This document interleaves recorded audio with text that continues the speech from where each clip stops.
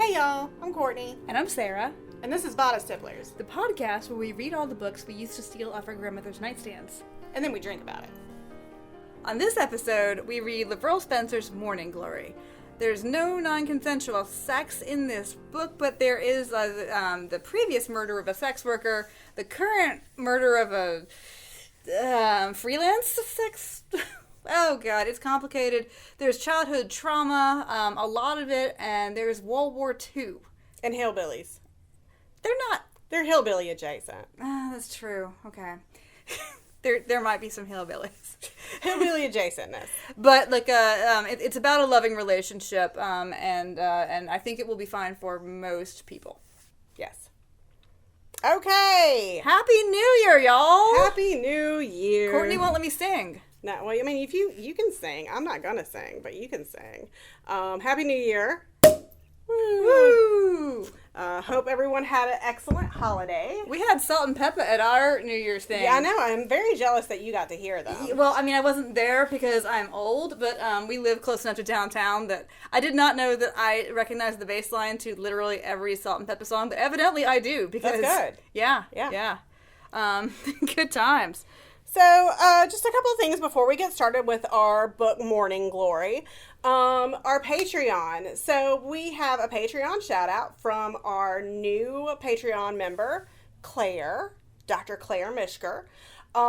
She wants us to make mention to a thing that she's watching and reading right now, which is Outlander. So, Invoke the Light. It's in honor of Madame Blanche, and also Claire's resolution to be more positive in the new year. Good luck with that, Claire. I know. Good luck, really, because I'm going to... There's no way for me to sound that. That does not sound incredibly sarcastic, but that's not the way I meant it. No, yeah. Like, I never make resolutions about, like, positive attitude or anything. Like, mine are, like, more fitness-based this year. And not, like, I'm just trying to set monthly goals for myself and, like, big goals, you know. So, that's what I'm trying to do is, like, going to it with, like, heart health in mind. Courtney said she'd go hiking with me. I did. I did tell Sarah, but you have to, like, go to the gym regularly. I went to the gym twice this week. Good for you. I did, and I hurt. Yeah. It's a good hurt, though. You just got to embrace it. No, it sucks. You know what? I feel like once you get over that hump, like, you get to where it's, like, you feel like your body's, like, doing a thing. I love it. So. I keep hoping for humps. My dad, those 7 o'clock people are ugly, too. My dad is building a box jump for me because that's my big 6-month goal. Like, I hurt my knee a few years ago, and, like, I want to be able to box jump again. But also, like, I want to be able to practice it before I, like, try it in the gym. So, getting a box jump. In the privacy of your own house. Like, if I fall on my face, it's at least in my house. Yeah, I would definitely prefer to fail a box jump at home. Yeah, exactly. Yeah. So some other Patreon news. You guys, we're going to be really kind of ramping up our Patreon. So one thing that we're going to do is we are going to have some incentives for you guys to join. We're not looking for, like, membership amount. We're looking for dollar amount. So once we reach the $25 mark... we are going to play, and I can't believe you've never played, like, these games. No, I was an only child. So we're going to, and you guys, the Patreon members, can take a poll. Like, we'll have a poll, and you guys decide. We're either going to play and drink heavily as we're playing either the Babysitter Club board game or Mystery Date or Blind Date, like Phone Line, or one of the mall games, one of those awesome 1980s games that I was obsessed with. I never got any of those cool, fun, like, girl games because, like, I was an only child, and so we played a lot of Trivial Pursuit.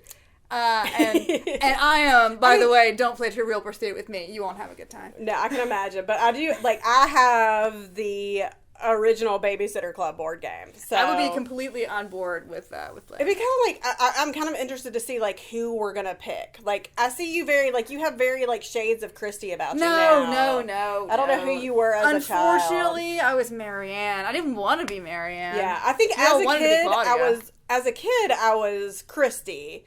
And I think now I'm more like a Stacy. Like, I was never into, like, when they brought in Jesse or Mallory. No, they were too... Like, I was, like, OG group, you know? Nothing against them. It's just that if you weren't there from the beginning... But you know what, like, Marianne got hers. Logan likes Marianne. That's true. Like, so... Hey, we should do only for our Patreon subscribers. If you give us enough a super money. Special, and you guys... Yeah. So, okay. The other thing that we're going to do is if we hit the lofty goal of $75, we will retake some 40-year-old lady glamour shots. Like, we will get somebody to come in with a spatula of makeup. Yes. And feather boas and... big hair, the works. I'm not shaving my armpits. Well, we'll just keep your arms down. So again, $25. If we reach the $25 mark for our Patreons, we'll have our playing one of those awesome board games. $75 we'll do glamour shots. Some other things that we're going to have, just so you guys think about joining. And again, our lowest membership level is $1. That's $12 a year. We're going to have some of our favorite podcasters reading excerpts from some of our books and maybe some of these other nonsense books. And they will be absolutely exclusive. You can't get it any other way. We'll have polls so you guys can choose some of the upcoming books that we'll do. So it's going to be a lot more interactive. So be sure to check out our Patreon. You know the Patreon. It is patreon.com/bodystipplers, or you can get there just by going to bodystipplers.com and finding the big fat link on the left-hand side. That says, please give us money. Yes. So, yeah. All right. What awesome. What are we drinking? Well, I went to Morganelli's and got the cheapest bubbly thing. So, what is it called? I can't see it from here. I think it's Bella Casa. It's some kind of Prosecco. Yeah, a Prosecco. I got Barefoot Pinot Grigio because we're talking about crackers in this book. And she is barefoot and also pregnant. Yeah, see, mine came from Morganelli's. Yeah. Morganelli's, go ahead and give up on your resolution. They're getting lonely. Morganelli's. So, again, another thing that we're going to talk about before we get started, if you guys are even remotely, this kind of goes into our what we're reading. If you guys are even remotely romance interest adjacent, you've kind of probably known what's going on with the Romance Writers Association. I think even people who are, the library land is even, on it with this. My favorite thing that's come out of the Twitter of everything, so basically what happened was Courtney Milan, who is a Chinese-American romance novelist, and was on the board basically for diversity and inclusion, was sanctioned because she had the audacity to call someone out for hiring a known racist to head their new publishing group. And all these books, which were not, and they acted because it was 20 years old. And see, I feel we can speak to this. We read a lot of old books. 20 years old, so they could not possibly be expected. Yeah. You know what else is 20 years old? So, essentially, Courtney Milan on Twitter called out, the author and the publisher who is doing this new publishing group, and called it a hot racist mess of shit. The book, not the person. No. And so she was sanctioned and they've rescinded the sanction, but also there's not really any support being given to her, and it really just shows kind of the demarcation between nice white ladies and romance authors of color. So I have been reading in support. I've been reading Courtney Milan's Brother Sister series. She's amazing because her characters are complicated. They have past. It's not just a pristine white virgin, having a romp.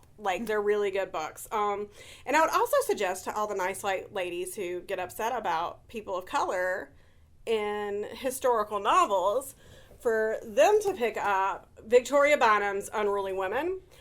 This was published in 1992, so the scholarship has been there for a long ass time.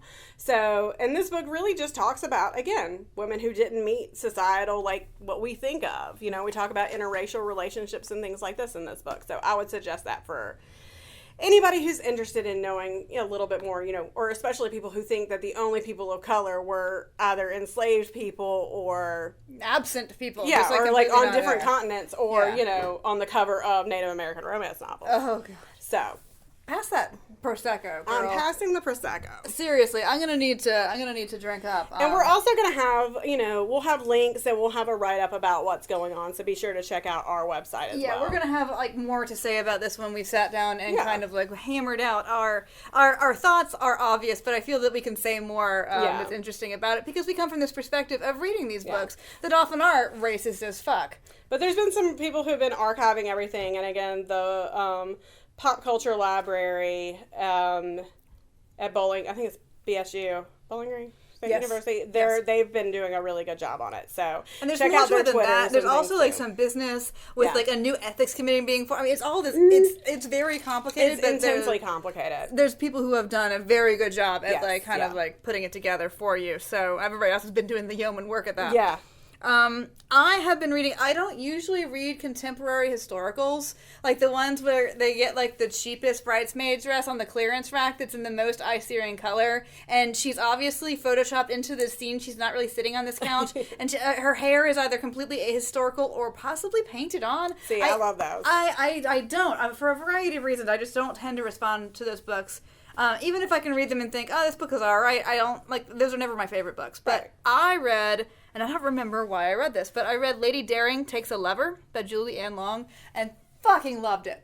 Oh, it was cool. a delight from start to finish. It was like the kind of, historical romance that, like, clearly makes it obvious from the beginning that while the author has done her research, like, toss it all the fuck out because they're telling the story they want to tell. So, and it's about this woman who's, husband has driven them to bankruptcy and died. And then she finds out all she owns now is this, of course, because the estate goes to her fucking cousin. Yeah. Because, like the people who were in the shadow of the links didn't understand entailment, but she sure does. And so she has nothing but this building by the docks. And she ends up going into business as a boarding house mistress with her husband's mistress. That's amazing. It's great. And then she's like, this hot dude comes in. I didn't even care about the hot dude for a while because I just wanted to know more about the boarding house. But when he finally comes in, she's like, widows take take lovers, right? Yeah. Like, yeah, there's none of that, oh, is it? No, I'm not getting any more fucking ruined. Let's do this. let's just do it. And the sex is super hot. And it was a delight. I just had like the best time reading it. So I can heartily recommend that one if you don't generally like right. Yeah, that thing. All right. Those so things. We are on to our book now. You know why we actually read this? I bought this last year, and I bought it because Beverly Jenkins, speaking of people who have not gotten an award from the Romance Writers of America, was so kind and so generous with her time as to give us a list of books that from our time period that she really liked when we did her book Night Song back in last February. And she didn't say a specific book by LaVyrle Spencer, but she said, oh, and of course LaVyrle Spencer. Right. And so I had just always assumed that LaVyrle Spencer was for boring grandmas, like not cool grandmas. Yeah.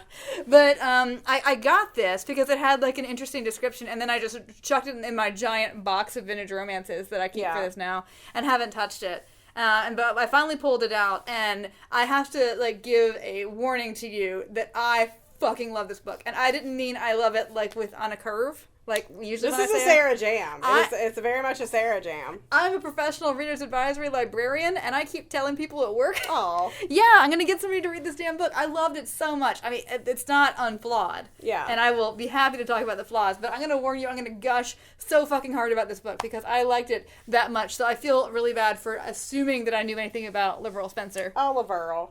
So you had an interesting story that we got from the Womance podcast. Yeah, they beat us to LaVyrle, and I'm kind of pissed because like I had this book all this time. They did Hummingbird, and they did a great episode on it, and you should listen to that. And they're part of our Frolic Network. Yeah, Frolic Network people. But yeah, so evidently LaVyrle wrote her first. God, I just crack up every time I say the word LaVyrle. But she wrote her first book, and she sent it to her favorite author, Kathleen Woodiwiss. Yeah. Who of Flame in the Flower infamy. And Kathleen Woodiwiss reads it, and she immediately sends it to her own agent. I love when bitches help bitches out. Yeah, they don't just talk about, like, tell your friends. Like, no, actually, a lot of women or a lot of people in general would think, well, there's not a lot of space for women or for, young people or, like, whatever the space is. And maybe I'm the only one that there's room for. And so I better not let anybody else in. No. Send it to her own agent. So I do not think much of Kathleen Woodiwiss because I hated The Flame and the Flower so much. But my estimation of her grew. I know, and I do want to read another, like, I've heard some of her other ones are, like, not The Flame and the Flower, essentially. So, I think I have The Rose in Winter. Maybe we should read that one. All right, so... And LaVyrle looks like she gives really great hugs. She does, but she also looks like she might be, like, have, like, one, like, spiked iced tea and just go crazy. Oh, but you would hear some business, though. Yeah. It'd be fun. She might smell like foundation. Oh my god, she definitely smells like foundation, and she smells like hairspray. But like, you know what? I probably smell like foundation it's a really and hairspray soft too. hug, It is a good hug. Yeah. So this book, let me see when this book came out? 1989. We've been doing a lot of 1989 books lately. Love in a Stranger's Eyes. So I'm reading the back cover. The cover itself is not that interesting, so we can't really... And all of them are like this for this book. Yeah. Like, it's either... This one just has morning glories on it. Yeah. There's one that has a porch. It's like Jude Devereaux. Yeah, it's very innocuous. So, in town, they called her Crazy Widow Dinsmore. But Ellie was no stranger to their ridicule. She had been an outsider all her life, growing up in a boarded-up old house under the strict eye of her eccentric grandparents. That's one way to put it. Now she was all alone, with 2 little boys to raise and a 3rd child on the way. He drifted into Whitney, Georgia, one lazy afternoon in the summer of 1941, hoping to put his lonely past behind him. He yearned for the tenderness he had never known, the home he had never had. All he needed was for someone to give him a chance. Then he saw her classified ad. Wanted, a husband. When he stepped across Ellie Dinsmore's cluttered yard, Will Parker knew he had come home at last. And there's also a movie. Yeah, it's got Christopher Reeve in it. Yeah, I'm kind of excited. I know. We're going to have to watch That could be that might be another Patreon. Yeah, I'm sorry. It's pay to play, baby, now. Yeah. Yeah. You got to put $1 in this slot to make it go. I mean, that's again, like a minimum of $1. So, all right, let's talk about this book. So this book is a little difficult to summarize because it is extremely internal. It's all about 2 people like awaking to tenderness. There's a lot of yearning. Yeah, and like so, not a lot actually happens except for like the great enormous the back half. There's like the back half. Oh, the first Lord. half of the book is kind of a slow burn. Situation. So yeah, go ahead. This is your baby. Okay, so Will is remember this is in Whitney, Georgia. There is a Whitney, Georgia, but this is obviously not. I that feel like place. this is like closer to like Alabama, Georgia. Well, no, they go to a real place. Is it Calhoun? I think it's between Atlanta and Rome. It's in North Georgia, which is kind of different from you know. It's kind of like our upstate a little bit. Yeah, I guess so. So Will is a drifter. He grew up in a variety. Oh no, here we go with my accent. A variety of foster homes, and then we know at the beginning of the book because he gets fired from a job immediately on at a lumber mill that he did spend 5 years in state prison for killing a sex worker. In the book, they call her a whore, and I'm going to call her a whore. Okay, because I like to say the word whore. It is a delightful word to say. It's the WH, like the it's. I love a WH word. Like I love like. I don't like hillbillies, but I love hillbilly words. So he kills a whore. And he gets put in prison you find for out later it was manslaughter. It was in self-defense. He didn't really mean to kill the whore. I'm gonna say sex worker because here's the thing. Human. I respect the hell out of sex workers. I just like to say whore. Yeah, it is a great word. And so he's starving. Yeah. He can't get a job for very long. I don't even understand how they knew though that he was out of prison because he was in prison in Texas and it's 1940. So how the hell anyway? So he gets fired, and he has just, like, he's on the edge of it. He has stolen a jar of buttermilk and some green apples. And, buttermilk, green apples, and some pants. And a shirt and pants, I think. Yeah. So, and a towel that goes with, to wrap the buttermilk in. And he goes into town to read the classifieds. Meets Lula, the town... You're going to say horse, I'm going to say town bicycle. Yeah. She's a predatory woman, and we will discuss that more. Yeah. And finds in the classifieds in the paper that this woman has put an ad out for a husband. And which is really, like, everybody's laughing about it in town. It's like the town joke. And everybody's like, oh, crazy Ellie. Being crazy because she lives outside of town and stuff. Like everybody lives outside of town. It's Georgia. I know. It's Not everybody's in town. But anyway. Right? So anyway, he heads up there and the place is just like full of junk. And but she comes out and she's not old. She is young and she's extremely pregnant. She's pregnant. She's got a baby on her hip and she got no shoes on. Yeah. Hence the barefoot wine that I brought. Now she's dirty. She's like wearing like an old dress. Her hair's unwashed. She's obviously been through some business. She's having a tough time. And on her side of it, like we learn eventually, and knew some of this already, that she was the illegitimate grandchild of like a preacher And, like, so crazy religious people. And I don't know how her mama got out to get knocked up, but that was the last time her mama left the house. They locked her up in the house, they drew the shades, and the only reason Ellie got to go to school it's like a flowers in the attic situation. Yes, it is a flowers in the attic situation by herself. They're not in the attic. Yeah, it's just like masturbating, I guess, because there's no brother. Yeah, that's what you gotta do. They're just like, they're shut-ins. Make do and mend. Yeah, they're shut-ins. But, like, because the Iceman, because they have an icebox, he knows that there's a kid in there and tells the sheriff, and the sheriff drags her off to school. Yeah. So, like, the Iceman actually helps her out. And she grows up in this, like, she's, like, half feral. She goes to school, but she cuts school a lot because they're so mean to her at school, and she just, like, wanders the woods. Yeah, because she likes birds. Yeah, she's like a Disney bird princess. Yeah. So, but I mean, like a realistically, like, dirty, obviously close to the bone, and you find out that her husband was kind of not that. He was a nice guy. He was a nice man, but he was just useless. Yeah, and he died, like, working on the beehives, like 6 months ago. Probably. He always had, like, these get-rich-quick schemes. So, like, their yard's filled with, like, half-broken cars. There's a beehive. There's orchards, and all of it's, like, just been left to run wild. And the house is, well, she obviously did a lot of research, because, I mean, the house is, like, very period accurate, but it has not had any of the mod cons installed. No. Like, so, you know, like, there's... we're set in, like, the 1940s. Yeah. Like, 1940... It's 1940, because it's not 1941 yet. No. It's about to be 1941. So, I mean, you know what's coming, right? Yeah. But, so, anyway, so he comes into this situation, and she says, yeah, I put the ad out. Are you gonna kill me now, or like what? Well, he was also like, yeah, I killed a horse. So, yeah, well, I mean, he comes out like right out to her face because he didn't want her to find out the hard way. They're very upfront with each other. Yes, which is refreshing, right? Yeah. Like, nobody has a deep, dark secret. So she puts him in the barn.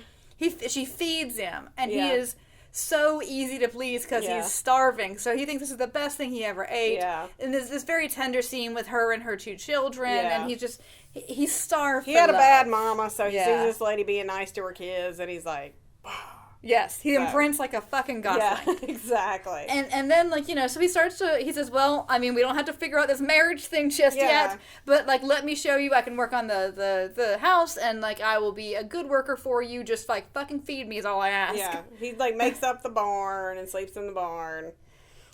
He starts, like, fixing up their house. Like, he makes a chicken coop, like, all this stuff, and it's all very, there's a delight in the physicality of the researched stuff. Yeah. Like, he improves the pump area, and he, like, just all these little things to make life, like, better. And she really appreciates it, and they grow to like each other. And he, like, also, like, grows to, like, respect himself as a man, because he's, like, doing physical labor for, like, a point, and not just for the, you know, prison system. And he takes such great joy in being able to choose, like, what he's going to work on today and when he's going to wake up and do it. And I mean, like, his internality of having been in prison and is just it's very well written. It's very well done.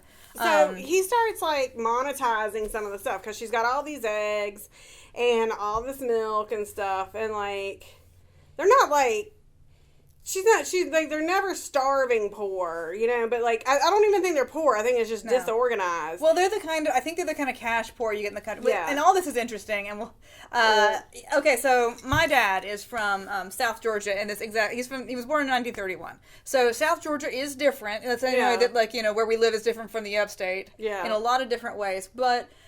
I mean, okay, so my dad was a sharecropper, but they fucking starved. Yeah. So, I mean, they didn't own their land like these people do. But, I mean, these people just seem extremely prosperous. Yeah. I don't know. And I don't know how long she could have held out by herself, because she will not go to town. My family is, like, from the mountains of Tennessee, and, like, you know, they did fine.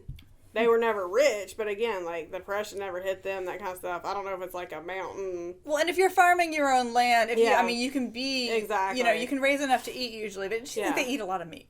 Well, like, her husband, like, again, her husband was the son of the ice guy that, like, you know, so she knew him, and, like, their courtship was basically, like, him hanging out with her in the woods while she was looking at birds. So, like, he had a little bit of money, and, like, you know, like, his dad was basically a merchant, like, you know. And they have a lot of property, like, I mean, enough that, like, it takes them kind of all day to tour it. I mean, so, anyway, okay. Yeah, so, I mean, they don't have indoor plumbing or anything like that. They've got, like, fruit orchards and, you know, again, a ton of land. But the bees are a bit of contention because she doesn't want him to get anywhere near the bees. There's a kind of a frightening interlude where the boys are playing on a junked car because they're all over the place, and the bees, there's a bee's nest there, and then the kids get stung and they're terrified that her maybe husband the kids are died allergic. from bees. But he didn't die from bee stings. He died from falling out of a goddamn tree because that's the kind of guy he was. But it was very much it was like a My Girl situation with the bees. Oh god, don't bring that up. The bees are very hairy. But yeah, so, and that's like kind of a thing like hanging over it. So they get closer and he realizes he's in love with it. She gives him a haircut and he's so touch starved that he's just amazed somebody's caressing him and stuff. And Ellie thinks of herself as plain, and Will's obviously, you think he's Depression era or attractive. But I think he's attractive for 1940. I mean, but there were some snacks. Oh no, there were some snacks. I mean, I was talking. We were watching Captain America with my son, the original Captain America movie, and talking about for one thing, it's absolutely ridiculous that Steve Rogers is supposed to be abnormally tiny because all these people were coming out of the Depression. Exactly. These kids were just thrilled to have 3 hots in a cot, right? 5 foot, and but yeah, But how those Garrison caps are stupid hats, but you're conditioned to think that they're kind of hot because of how many hot grandpas you've seen in pictures. But yeah, so I mean, okay, so we're getting ahead of ourselds. The ship. He goes to the library in town. Yeah, because he wants to know how he can monetize these beehives. He wants to learn about. Well, he just wants to learn about lots of stuff. How do you do plumbing? How do you do And he knows you go to the library. It starts with the bees, and he meets the local spinster librarian, Miss Beasley, and which is, if y'all are too young to remember, also the name of George W. Bush's dog. So Miss Beasley is charmed by him because again he's hot. And she's the stereotypical librarian. She's got a little mustache, probably. She's very stern. She plays by the rules. But she immediately, takes to him because he's just sitting there reading. And then he puts all the materials back. And he's very respectful of her library. Yes. It's Carnegie Library. So while he's in town, there's the town painted lady, Lula, that, But she's got she's going for that victory role, way because she likes hair. hair and makeup is a Jezebel. Well, not just that, she does extort what's his name, Harley Overmeyer, the mill dude, for money for things from Atlanta by having sex with him. She's so overly sexed, it's ridiculous. But yeah, we can. Anyway, so she puts her eyes on Will and is I'm gonna get that. So. Will's continuing going to the library, fighting off Lula. He and Ellie are getting closer, and then finally they decide to actually get married. And this is before she's pregnant. She's about 7 months pregnant. They get married. They go to the town hall. Will has raised, he saved money. He's got some money. He wants to pay for everything because Ellie's I have money from all the stuff you've been doing. And they're both very, very prickly about this stuff, but not really, they're all afraid to really talk about it. And she's well, I got a ring. And he does not take that well. Yeah, he's I'm not using your dead husband's ring. So they go to the dime store, they take the kids, Donald, Wade, and Thomas. They buy a dime store ring. She loves it, and he's ashamed. He's also fixed up one of the junk cars. Yeah. He's fixed up one of the junk cars that's just sitting. I mean, y'all know those houses. Y'all know the exact house that we're talking about. Is one of those that's got all that shit in it and just half dead cars. So he's fixed one. So the house is real cute, but you're Yeah. So they go down to the courthouse. They wait hours for the judge. The judge is super sweet. Marries them, and then they go to the movie. And Ellie nor the kids had gone to the movies. After they get married, Miss Beasley comes up and kind of introduces herself to Ellie. She remembers Ellie from being a child. Yeah. So the beginning of December, Ellie has that baby, and she won't go. She refuses to go to the doctor. Yeah. And Will has gone to the library and gotten they're essentially family hygiene books. Yeah. Which will have a little bit about birth and babies in them. Yeah. That kind of thing. He's gonna have to birth the baby. She's not going into town. She never goes to town. And that's the other thing. She's still a shut in. Yeah, she's a hermit. She's never going to town. So she, there's the labor scene. He births the baby. does all the stuff. Ellie tells him kind of what to do. It's a girl. They name her Lizzie Parker, after Will. He's Will Parker. He's immediately in love with that baby. Mm-hmm. And, even more in love with her. They've been, making out. Very sweet. They've been making out. It's a lot of, internal yearning and, internal feelings and stuff in this book. And, of course, she's very pregnant, and then she's immediately postpartum. But yeah, so... But he is so into her postpartum body. Oh, my God. But so basically, she has that baby on the 2nd, and then, November 7th happens, and they know that they're going to go to war. And so he's like, please, please, please let me get through Christmas before they start calling people up. So he's, prepping the house. And, again, this is why, they're not... he's put in, a bathroom. He's put in, linoleum floors. He's put in all this stuff. He has modernized that house. He's got a radio to work, all this stuff. So, again, pre-Will, Ellie was just living in basically, squalor. And he's, made it a home and, fixed it up. And I love that. I mean, he is obviously a handy guy, but he has to go learn how to do stuff. He has to go to the library. And, again, he has charmed Miss Beasley. He kisses her on the cheek, and she gets all I do have a true story to tell about that'll give a little context to this childbirth thing. So for a minute there, I had considered leaving librarianship and going to be a midwife, which is funny because I hate people. Oh, and with there's two people. There's a woman and a little person in there, and they're both people. Oh God, terrible.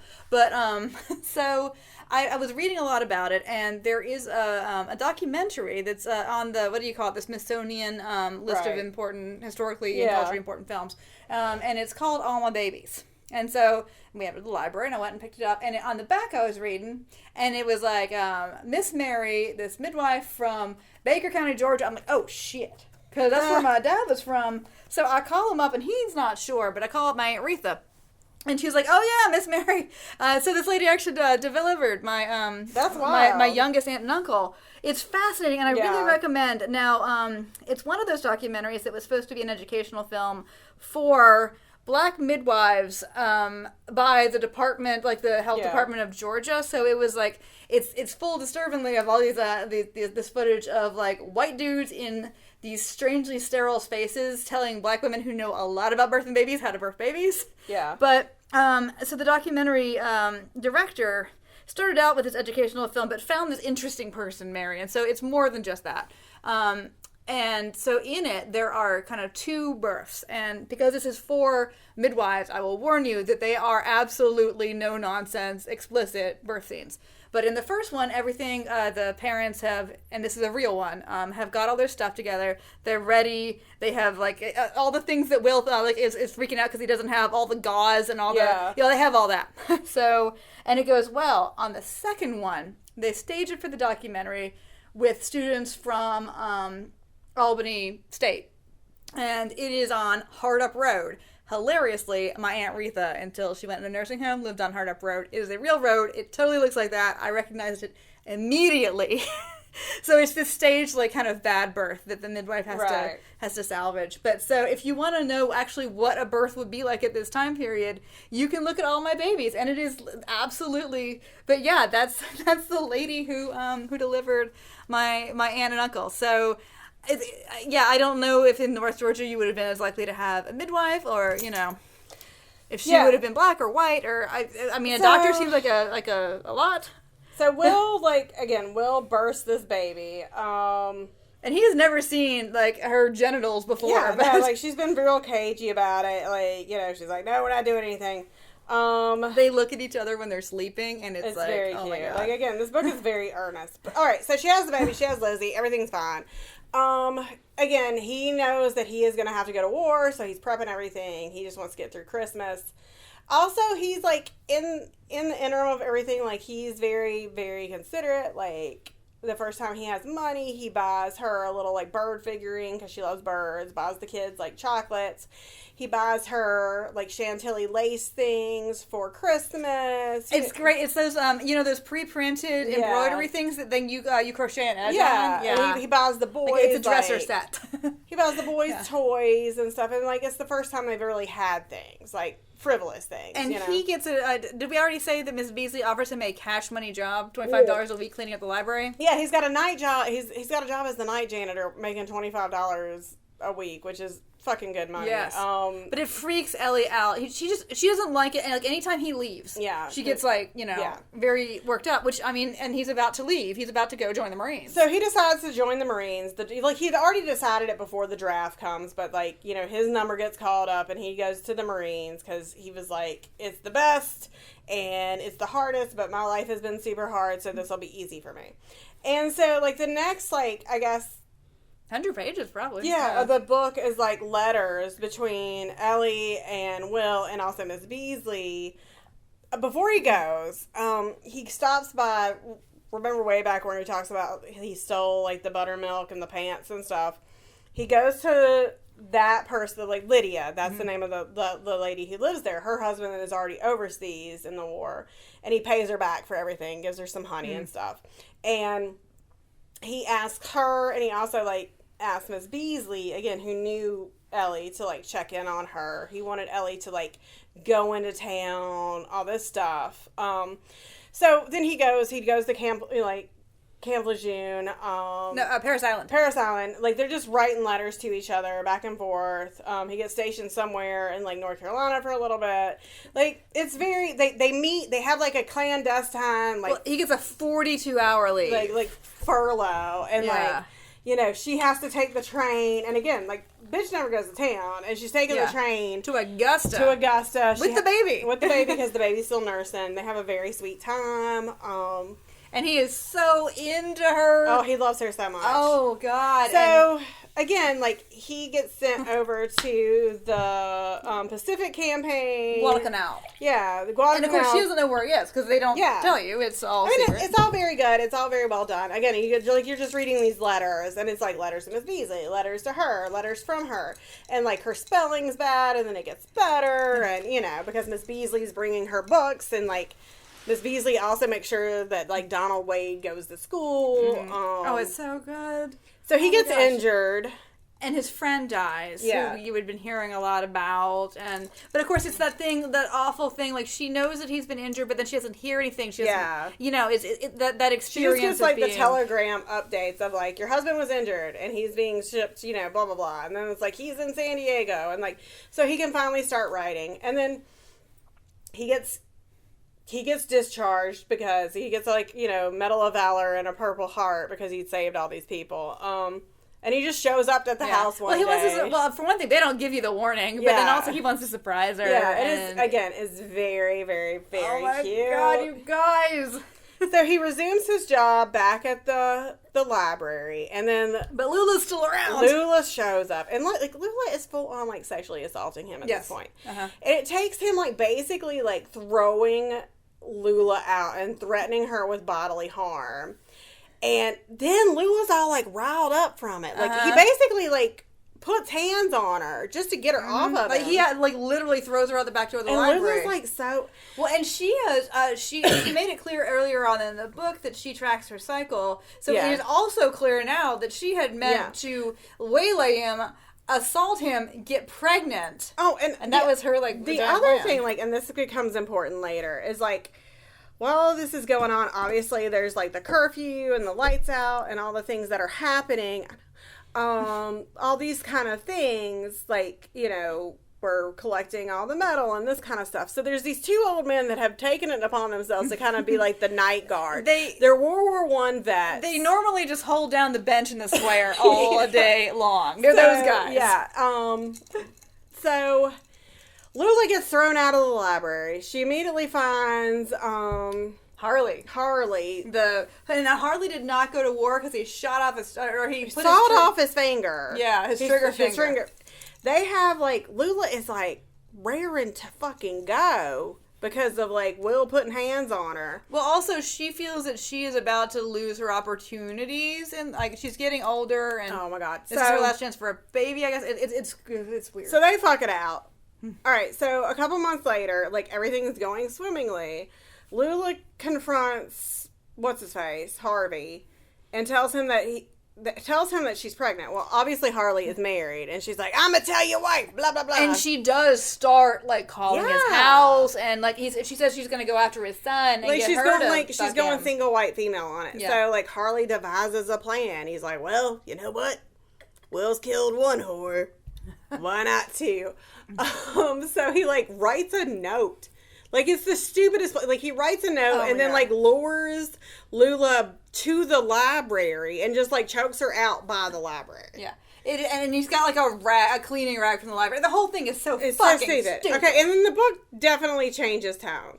And we'll talk about this more later. And, like, I like a sexy nonsense John Grisham. Yeah. But, like... Why did they stick it in the middle of my... It was, like, this book was so fucking earnest and, like, Gift of the Magi, like, kind of, like, sweetness. And then it becomes this. So, it's CSI Tobacco Road is what it is. So the sheriff, who is, like, the laziest sheriff in the world, just, like, sees the note and he's like, well, I've got this... Okay. I've got it sewn Case up. closed. It doesn't matter that, you know... Well, nobody's ever been murdered in this town. I mean, like, you know. So he goes and gets Will, confronts Will in front of Ellie at the house, says, hey, what's been going on with Lula? And he's like, well, she's been throwing herself at me. Ellie's like, well, I didn't know that. Mm-hmm. And he's like, also, you killed her. and then Ellie, like, for, like, what anybody would do for 5 minutes is like, what? Not even 5 minutes. I mean, just like the look on her face was and did not immediately say, no, he didn't. And then Will's like, betrayal. And so... He was burned before the people thought... I get it, but... Because his friend, like, actually testified against him when he killed the sex worker back in Texas. Yeah. So dumb. Okay, it's dumb. It's stupid. He gets thrown into the county clink. Well, 2 minutes later... Ellie gets in the fucking car. You know, again, she does not know how to drive. Ellie is a shut in. Like, she gets in that car, goes and gets Miss Beasley, and they basically like ransack town. They go and get this lawyer, this old disheveled, like opposite Clarence Darrow, like, you know. I felt like it was like this, like this Columbo guy. Yeah, well, I felt like it was like an opposite Hal Holbrook, like feeling guy, where he's just like this old cantankerous Southern lawyer, and he knows Miss Beasley, aka Gladys. Oh yeah, they went to school together, and he has had a thing for her. He's a widow, conveniently. So well, he would be. Miss Beasley would not be so clumsy as to, like, frame you with a note and stuff. If Miss Beasley wanted you dead, you would be dead, and it would not be. So, Ellie has tried to visit Will. They had, like, really awkward, terrible visits. But I don't think we mentioned, okay, she still owns her childhood home. Yeah. The site of her terrible abuse where her mother went mad. Everybody died. It was ghastly. And she has not set foot. Well, she hasn't left the farm ever since she got married to her first husband. And she has, like, she just screws her courage to the sticking point, drives her car over finds a realtor, and sells like, that house so she can get the lawyer. And she actually walks into it. She didn't even have to do that. She chooses to walk into it. The realtor, like, here's the thing, like, once Ellie starts going to town and she's bringing honey to everybody, like, people are like, oh, you're not, like, you're hot. Or, like, you're nice, and, like, you're, like, because they'd all called her Crazy Ellie, and, like, one of the deputies that was, like, working in the jail apologized for calling her names and stuff. So, like, she's really, like, becoming part of town. She keeps, like, just bringing everybody honey and being really sweet. Yeah, it's all very suspect. She bribes every single witness. It's hilarious. Possible witness. So she sells the house, goes into it, pulls the shade up, you know, symbolism. Yeah. But the other thing that I liked was, you know, her and Will have, like, a courthouse meeting. Will's being a dick, and Ellie leaves and cries, and Miss Beasley comes in and basically gives him a mama dressing down. Oh, yeah, and he had never had, like, a mama telling off before. Yeah, it's very effective. So he gets the mama telling off. Her mustache is just a quiver. And he finds out that Ellie's been driving all over town. She sold the house, not only to pay the legal fees, but also to, like, pay for, like, information. Yeah. Which, again, I was like, you know, this is deeply suspect. Yeah, I was like, this is terrible. So the court case happened. It's a whole day. They dispose of this murder in a day. And, like, you find out, okay, like, through CSI Ellie, CSI Tobacco Road, you know, like, the fingerprint marks, like, someone's missing a finger, like, there's a finger missing. There's not 9 fingers on her neck. Yeah, but, like, and then the 2 old men have, like, they have like, it's very, like, Shakespearean Night Guard, where Yes. they're, like, telling, like, well, we know what, she said to him. But they that, have impeccable records. Like, the sheriff didn't ask anybody anything I was about like, this. oh, my God. But then And their then- evidence, honestly, is not... I didn't find it exculpatory at all, because that, like, when they talk about the fight that Lulu and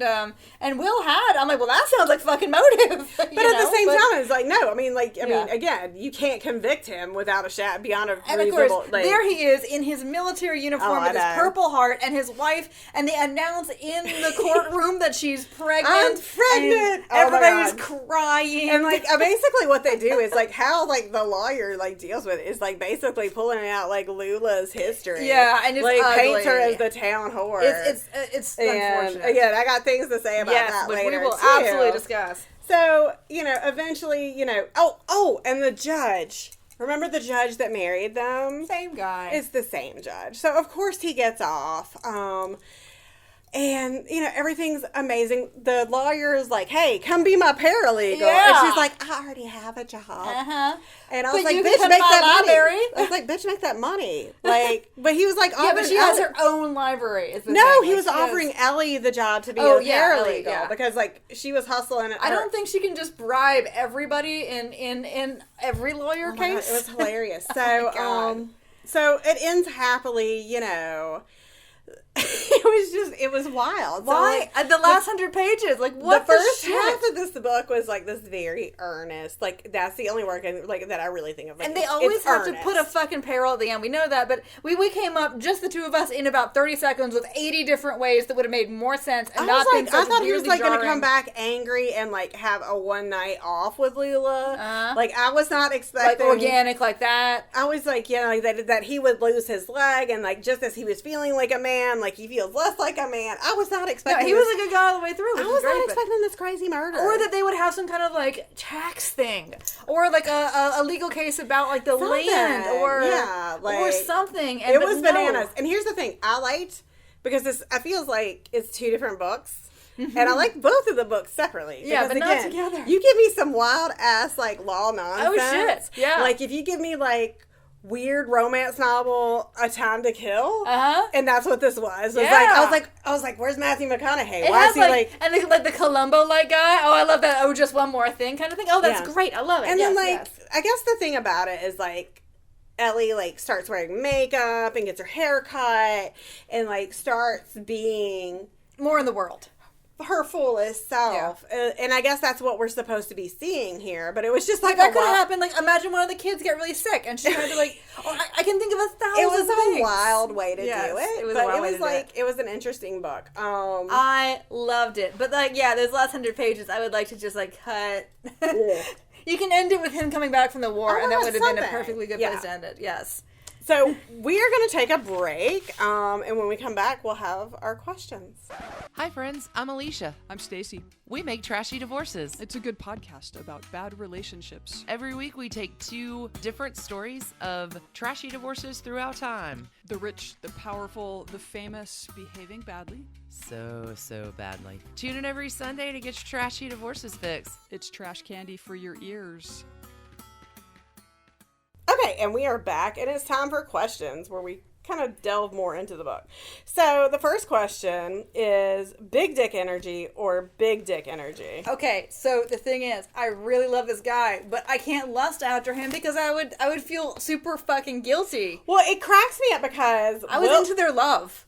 Sarah, as if you're a listener of the show, if you're a long-time listener, you know that Sarah is very anti a blonde man. Look, it was under a hat all the time, so it's But Will Parker is a blonde man. I think he was, I mean, obviously I felt like he was kind of like this Matthew McConaughey kind of like just all sinewy. super- yeah, he's wiry as hell. I didn't like, okay. I mean, I enjoyed this book. This book is very fucking earnest, but this is how I kind of feel. I did not expect to love this book like I did, so. When I was younger, I used to think that Urban Cowboy and Officer and the Gentleman were like the most romantic movies of all time. And then when I got older, I was like, oh shit, this is just white trash and love. Yeah. Like, yeah, and that's so true. like, It is I like got a this. lot of that from it. Like, again, Ellie's way better than like any Deborah Winger character, but I was just so, I think because, like, not that it's close to home, but I was like, oh, Jesus Christ. We got, like, Georgia Mountain crackers, you know. I was surprised at how much I enjoyed the I don't want to say fetishization, but almost that of like the pump and the basins and it's like two steps away. Like it felt like I can see it very much in this movie because it felt like a Hallmark movie. Like it's like two steps away from some white woman like decorating her house like that on purpose with like cotton balls. You know, the sex is really hot. The sex is super hot, and it's grown up sex, dude. Yeah, like because like he is so into her, not just because she's so beautiful. He's into her swollen breastfeeding breasts. He loves like her woman's body, and like, you know, you get, it's not super explicit. Slot A goes to slot B, but it was really hot. We can talk about it later, but I thought it was hot. It was really good. She's got a really good way about writing love scenes, because and the tension was there, and Ellie's like insecurities. It all comes from real genuine emotional places. Basically, like Ellie has her first orgasm with him, and she even says you know, I've had 2 children with a man, but I've never had because she thought that she had a good thing with her, and she did. The guy was kind to her, and you know, and she loses her virginity to her husband Glendon in kind of a gross way.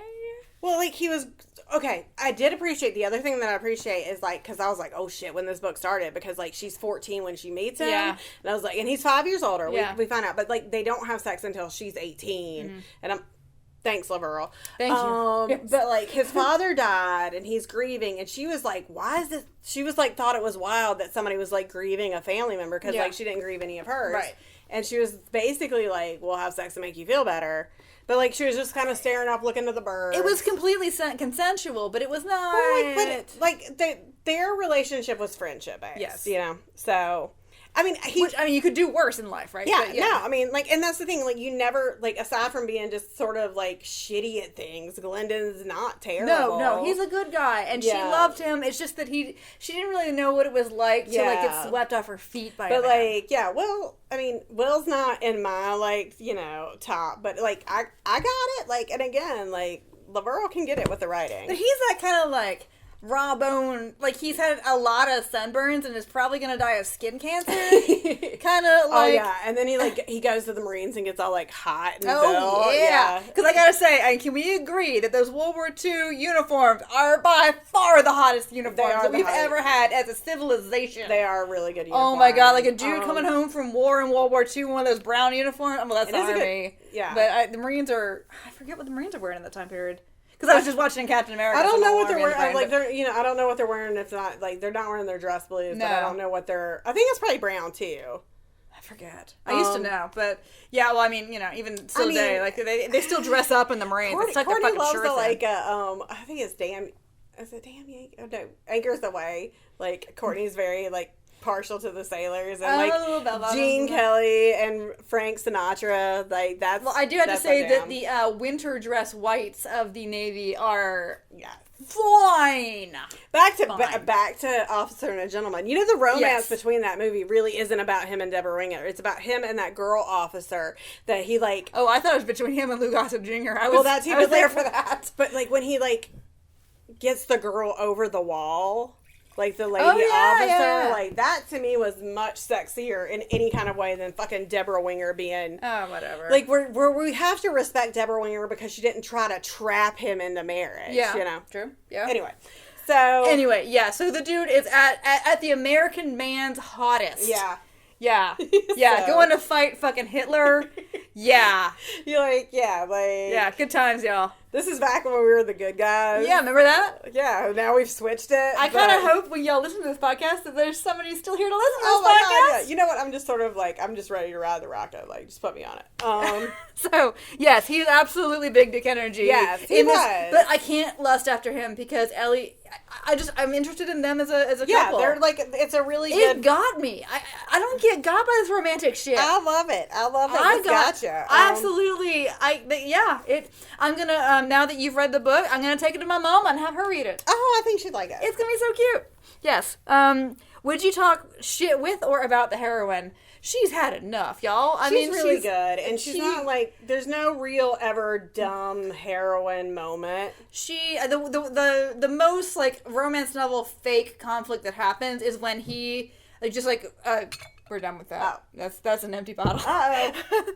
Is when he jumps to conclusions which actually makes character sense, and there's evidence in the text for it. Because she's so like, just down on herself. But it has none of that that you get in romance novels sometimes, like that fake emotional conflict. She's a real person, and her trauma, it makes sense, and it feels legitimate to her, and she's been dealing with it in her own way and making her way as well as she can. I don't know how fucking long she was gonna happen. I mean, I assume that's why she put it in the paper, because she looked at them hogs and was like, how the fuck am I gonna slaughter a hog by myself?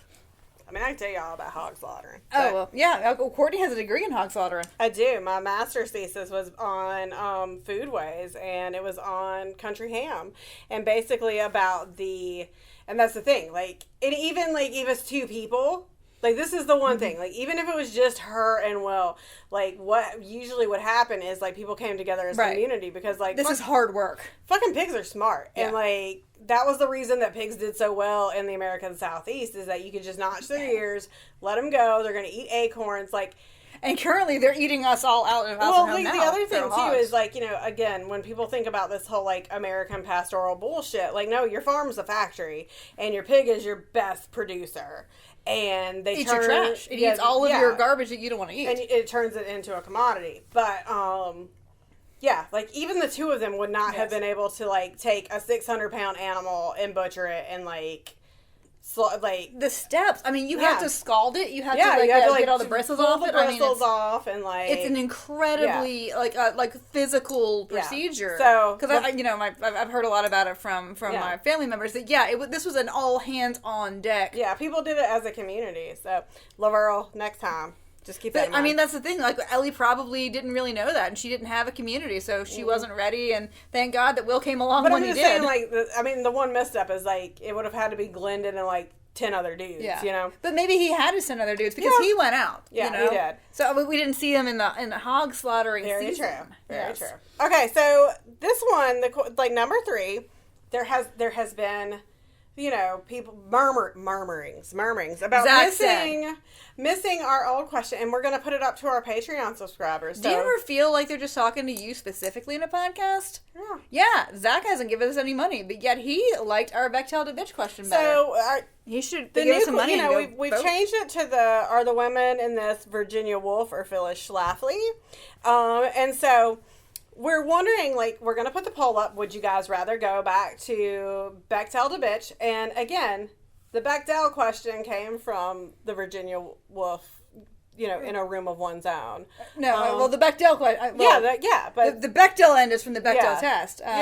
The but Virginia Woolf or Phyllis Schlafly, room of one's own, or all women are monsters to one another. Yeah, exactly. So, but they're kind of those two things. The test is connected to the story. Yeah, it's related. So So again, we'll put it on Patreon if you want it to go back to Bechtel to bitch, or if you are the women in this Virginia Woolf or Phyllis Schlafly, or if you have another suggestion. The women in this it's very interesting, and I wonder, LaVyrle, why don't you have to stack the deck here? Because there's one normal woman in this. It's Lydia. I have a lot of problems. Yeah, Lula is a monster, but Gladys is also kind of a monster. She's a librarian monster. Okay, so it's very reductive. All right, so I feel like Gladys is just lonely, and again, Will melts her heart because he's a man giving her attention. She's very good to Ellie. Ellie gets really good female friendships with Lydia, who is her age, and also with Gladys, who for both Ellie and for Will kind of becomes this mother figure. And Gladys has had to make hard choices because at the time, of course, if you were a woman, you either got married or you became a nurse, a teacher, a librarian, or a secretary. Yeah. So my biggest thing, and I have this with a lot of these books. All right, is Lula. Yes. Okay, so the tramp. We're gonna it's not really Courtney history, but I mean, I've never I'm not a tramp, but I have been called like when I was in graduate school, like I had a really good set of like girlfriends. Like there were two of us, and we got our shit done. But like people called us the party girls.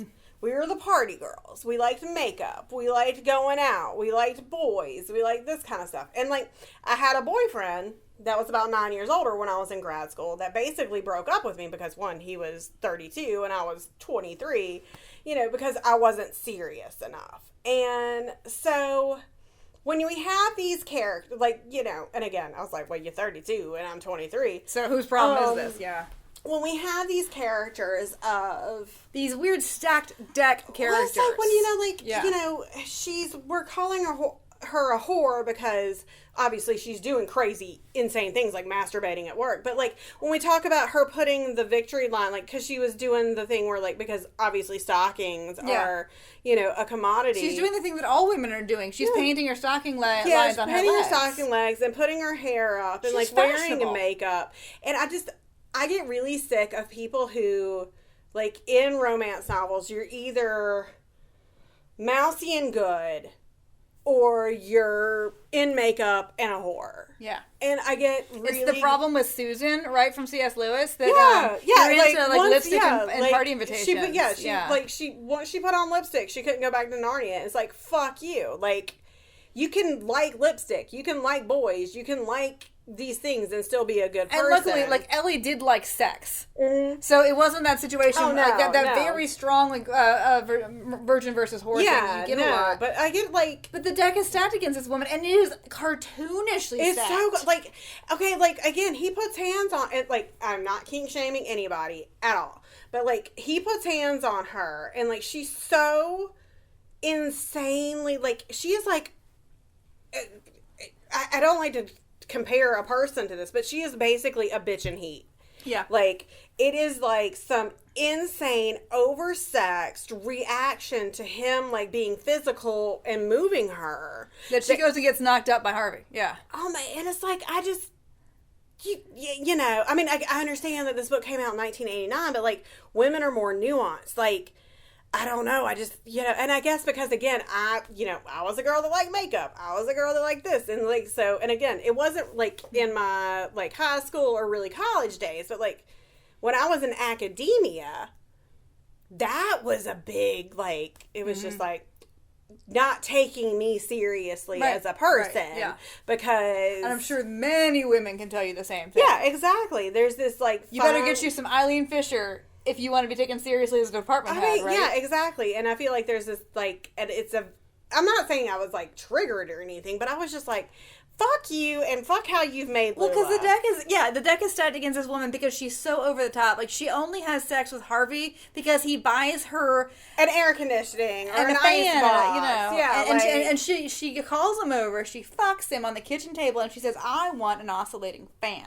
And, you know, the other thing is, like, she's doing this because she's fulfilling whatever fucking void, you know, of being a Hollywood starlet. And I'm like, you know what? One, a woman can have sex because she wants to enjoy sex. Two, it doesn't have to be for a thing, and it doesn't have to be because she's vacant in some other way. So, like... She's like an animal. Like, as in, she's, like, literally rubbing herself up against things at work. The way that she is written is... It's repellent. It's really insulting. Yeah. It's really insulting to women. And, you know, like, they kept, like, bringing up Betty Grable. I was like...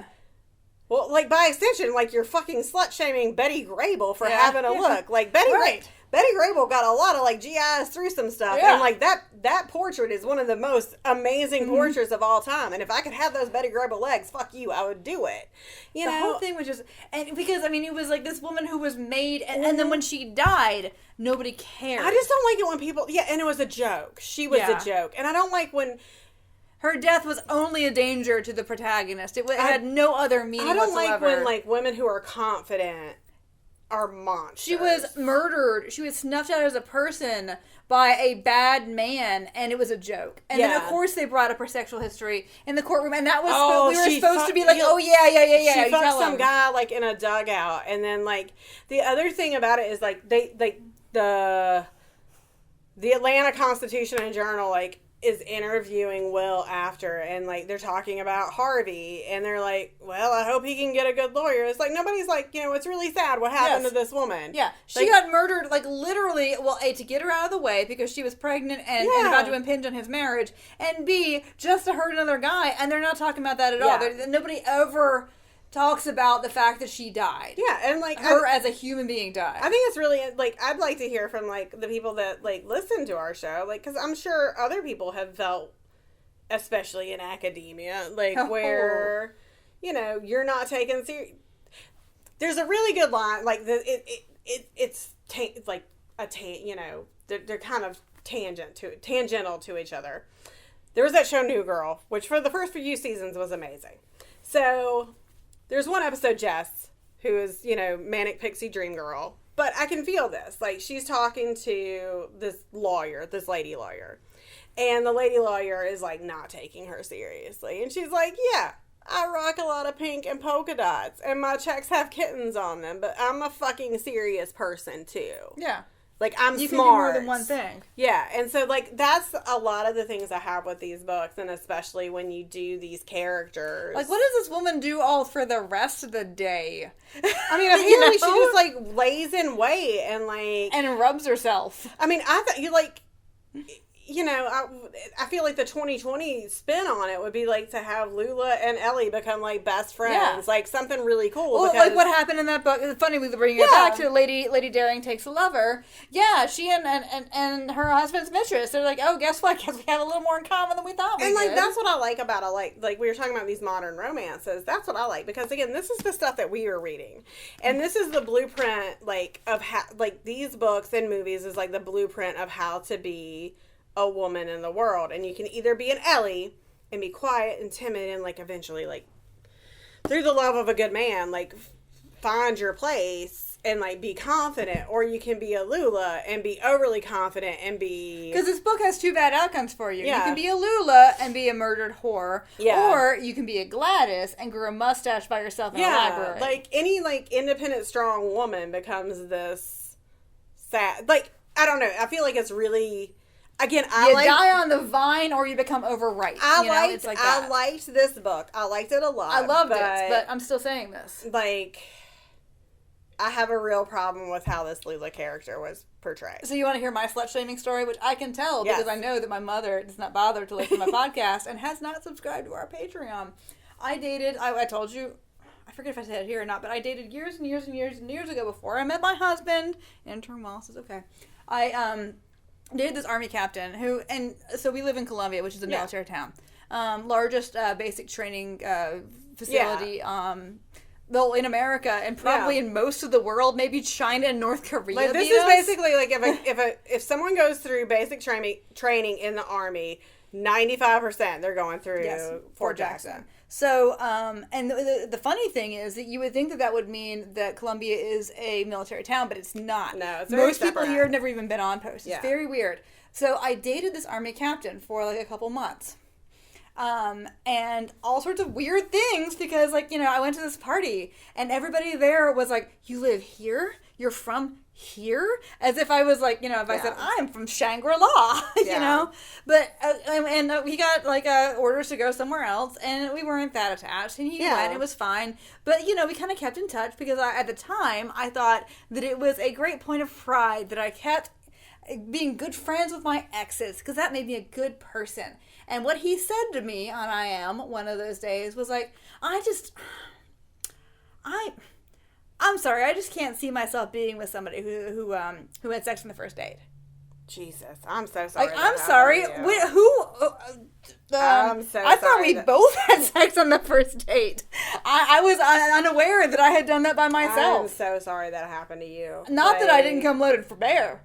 I mean, no, that's if you have sex with a woman on the first date and she's wearing matching underpants, it wasn't you who decided to have sex. That's really upsetting. Yeah, how fucking trash was that? Yeah, so trash. Well, and also at this big party, there was one other civilian girl. Her name was also Sarah, and she disappeared, and he disappeared for 30 minutes during the party. And then she obviously could not handle her liquor, and I did not want to leave her alone with all these people who were, I mean, I'm not saying that it's dangerous to be among it's an environment, though. It's you know what? It's like any, you know what? It's not a military, it's not a college thing, it's like strange dudes. Lots of strange dudes. It's an environment, yeah. So I babysat her for the rest of the fucking party. Yes, I did. And you know what? I'm glad that she went home safe. Yeah. And I think that she and I would probably have a lot to talk about. I certainly didn't judge her as a slut because evidently we're both sluts. Sluts fucking unite. Yeah. Sarah, I hope you're doing well. Like, I would take... Your skirt was really cute. I never had anybody do that, but yeah, again, it's always like... I'm still angry about it. You should be. I mean, I think about, like, again, because, like, you're in your 20s and you're dumb. I was in and grad school. If I could be surly old Courtney in, like, my 20-year-old body, shit. But, like... If I could Benjamin Button it, you know, but, like, yeah, at least I never had anybody... I thought that body was unattractive, which is hilarious. Oh my God, that body was amazing. Like, but yeah, I think, like, for me, it was always just, like, this... And, like, after we, like, me and this guy who was older than me, after we broke up, one of my really good friends was like, you know what, like, good, because, like, you were trying to change yourself for him. No. And I was like, I had never been that person to, like, try to change myself. You don't notice yourself becoming that person, is the thing. And it was, you know... And again, I'm like, I'm 23. I'm a dumbass. Yeah, of course you are. You're 32. You're supposed to be a dumbass. And I'm not blaming that. I'm not judging people who have like an age range relationship. I think that there's healthy ones and unhealthy ones. But when ones. when you're damning a person for being 23, and again, able to get their shit done. Yeah. Like, I graduated, not on time, but I graduated. I had a job like in my field for 8 years, and then I have like a really good job now. Like, I'm a serious person. Yeah. You know, but it was just like this kind of attitude, and especially I feel like in academia where it's just like fucking white dudes looking at you. And this is not to say like, I can't imagine what it is like for like women of color in academia because like, you know, I've read plenty of stories. I got stick for being like, I like to go out and have a good time and like, casually make out with someone. Wear pink things. Yeah, wear pink things and like. No offense to Eileen Fisher, and do understand that I am a person who went down an article wormhole yesterday and ordered a pair of overalls. I'm too slutty for the army, evidently. Here's the hilarious thing, is like, we both were like simpatico ordering things, because Sarah's like, I ordered overalls, and I was like, I ordered a insane sequin ombre dress that goes from like purple to pink. I actually ordered 2 pairs of overalls, and one of them are men's. That's amazing. But anyway, they're not gonna fit, but I will see. So I know, like, I feel like I know we spent a lot of time on this question. No, but it matters. It matters a lot. You know, I think that's the great thing about like doing podcasts and stuff too, is like you can choose what you talk about. Well, no, but it's like, you know, it's like this weird level of vulnerability and like being like, hey, this is a shitty thing that happened to me, and I can relate to like this character that's not even the character, right? But like the fact that somebody slut shamed you for like being an active participant in something, the same thing that they were participating in. Yeah, exactly. Like was it a test? Yeah, fuck you. Like, so it's like.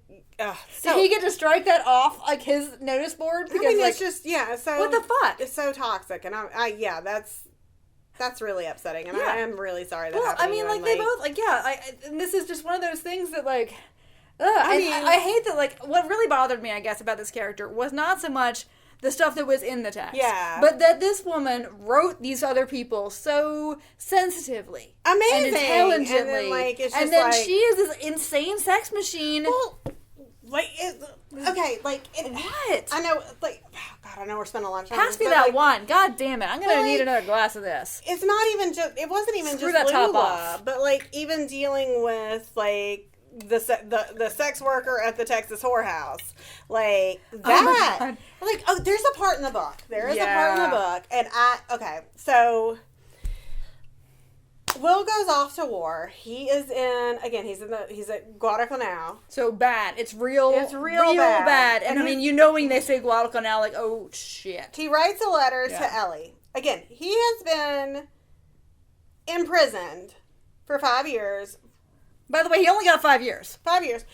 For involuntary manslaughter, because a woman, this sex worker that was close, like, the sex worker of his friend Josh. Josh fell in love with this girl. And, like, he's like, Josh is like, I'm gonna marry you. And she's, like, laughing at him. And then, like, basically, Josh lunges at her. She lunges at him. And to stop it, No, he's got a gun. She's got a gun. Yeah, Will hits her over the head with a bottle and kills her. So, in other words, he came at her with less force than she. Yeah. She had a gun.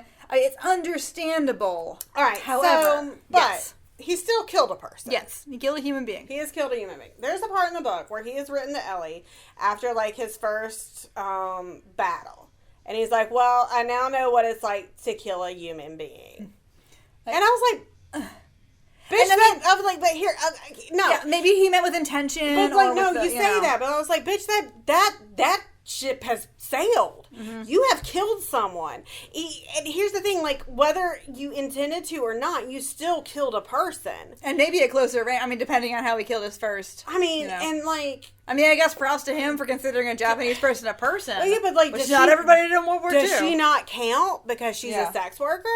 Like, I don't know. I feel like LaVyrle has a thing for, like, maybe promiscuous women, or, like, what she considers promiscuous women. Or she feels you had to set something up so that you can have, I don't know. I don't like her, like, because otherwise it is so intelligently written. Yes, it's amazing. Because if Kathleen Woodless pulled that shit, I'd be like, yeah, whatever. It's, right? I mean, it's a really well-written book, but like, the way that we treat women who are not the heroine is upsetting. Yes. It is. And frankly, yeah, exactly. We can put Gladys in the exact same umbrella because while she is a sympathetic character by the end of it, she is treated as this incredibly sad human. Because, and sexless and, like, stalwart. And, like, Will, like, kisses her on the cheek and she basically orgasms. Yes. Like, it's... I don't know. And, like, I get that if she were to get... You know, it's that position that women used to be into. That's my garage. Yeah, it just does that. Sorry. Where, like, if you got married, that was the end of your career. So she had to choose, and like life is shitty, and that's accurate. That's historical, 1,000% accurate. Like, but does she have to be so? Like, she actually heard that he married Ellie, this man who is 20 years younger than she is. You know what I would like in an updated version of this? I would like Lula to be the fucking librarian. Yeah. That's what I would like. Because, again, you're fucking and shelving and shelving and fucking. You're either an academic and sexless, or you're oversexed and stupid as shit. So. Yeah. I mean, like I cannot express enough that she is masturbating at work. I mean, yeah. So I guess that goes into we have to, like, because we'll just keep going. Yeah, so, sure. All right. When it comes to consent, is this book more Robin Thicke or Marvin Gaye? Between the two main characters, the consent is unanimous and enthusiastic. It's like enthusiastic. Like, it is contemporary romance, like consent. Yeah. And it is them, like, so they get married and they know they have to go to bed together, but it's awkward.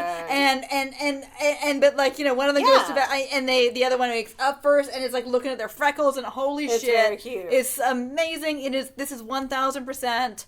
But you have this again, like the thing that we've already talked about, the woman problem. So Lula literally tries to rape him. Yeah. Lula tries to be rape impregnated him. by him is the implication. Yeah, and then weird. She's also, like, using her nails to, like, stab people and shit. Like, it's yeah. So how badly are you judging your mama for reading this book?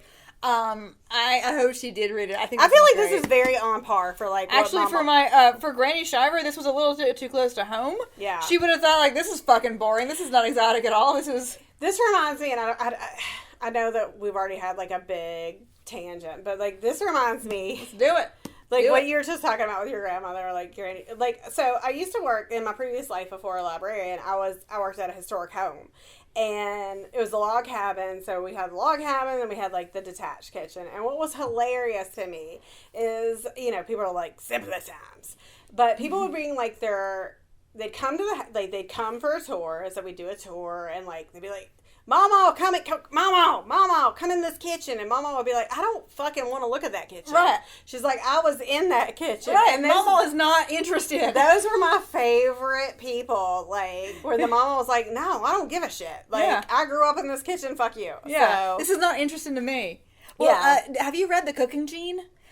It's been sitting on my desk at work for literally almost a year. The only one who's been sitting there longer is Nelson Mandela, and he's still sitting there. I'm so sorry, Mr. Mandela. But, okay, so this is by, his name is Michael Twitty, and this is an African-American man who does historical interpretation at plantations as a cook. And it is so good, We used to have this lady that, well, we had a cooking guild that would come in and do cooking. And then there was a lady that worked, not at our site, she worked at Historic Brattonsville. Her name was Kitty. And, like, she did interpretation of an enslaved woman. And, like, it was a fucking art form. And she was amazing. And, oh my God, that kind of stuff, it's like, it's an art, you know? Like, people spend, because I was, like, in this community for so long, people spend decades, like, honing their craft, and, you know, because you have to be one part storyteller and, like, you know, one part, like, historical accuracy. Like, it's just so good. But then there's an extra element of you and then they have to cook shit. Yeah, like, but also you having to inhabit this. I'll link on the show notes for this. There's a great article that's kind of, if you like this, you will also like his larger book, in The Bitter Southerner, about what it is like to be, you know, to reenact an enslaved person. I'll see if I can find any of, like, Kitty's stuff, because she was so amazing. He once, like, hustling, like, a giant pot of water to the stove, dropped it, and some white dude, like, snickered and said, "That boy did." Yeah. Dude, like, I used to get, like, the thing that you, like, that would drive you crazy is, like, you get people, because you have to have, like, the alarm systems, so you're like, oh, do they have that fire alarm? You know, like, all this kind of stuff. Like, there's a whole, like, subreddit of, like, all the assy things people say on tours.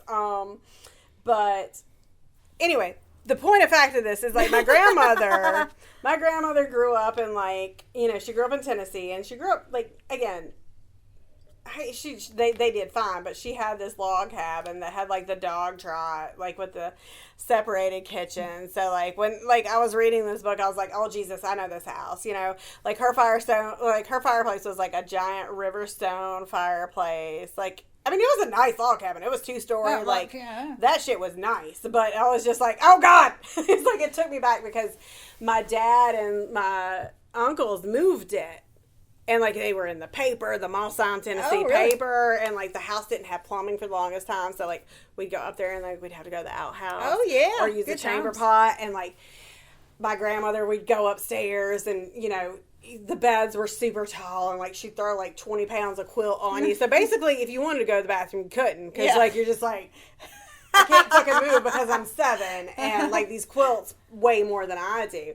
So, I feel like that was part of it, too. I was like, I know this house. Get me out of it, you know? Well, I thought about how Granny Shiver would have been so fucking pissed off about the way that she let the house go. Because, like, my dad talks about, well, I mean, there would not be, you had to understand that the idea of the lawn, it took a long time to grow root this out, because, like, there's a really good book about lawns. You did not have lawns in this time period. You had dooryards, and they had no grass growing in them.